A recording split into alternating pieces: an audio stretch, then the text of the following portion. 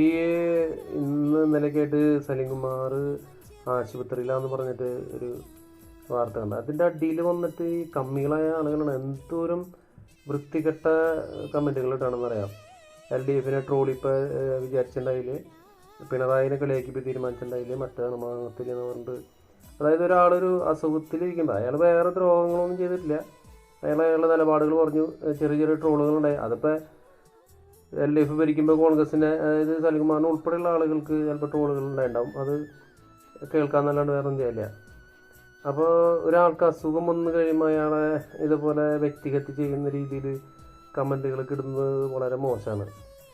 ഒരുപക്ഷെ അതൊക്കെ തിരിച്ചറിഞ്ഞുകൊണ്ടായിരിക്കാം സൈഡാക്കിയത്, ഈ കമ്മികളെ സൈഡാക്കിയത് അതുകൊണ്ടായിരിക്കും ജനങ്ങൾ. അതായത് വ്യക്തികളെ അതായത് സഹായിച്ചില്ലെങ്കിൽ ഉപദ്രവിക്കാതിരിക്കണം. പ്രത്യേകിച്ച് ഇങ്ങനെ അവരുടെ കുടുംബത്തിന് അവരൊക്കെ കാണുമ്പോൾ എന്തുമാത്രം വിഷമം ഉണ്ടാവും. ഇത്തരം കാര്യങ്ങളൊക്കെ ഒരു മര്യാദയാണ്, അതൊക്കെ ഒഴിവാക്കണം. അതാണ് അതിൻ്റെ ഒരു ശരി.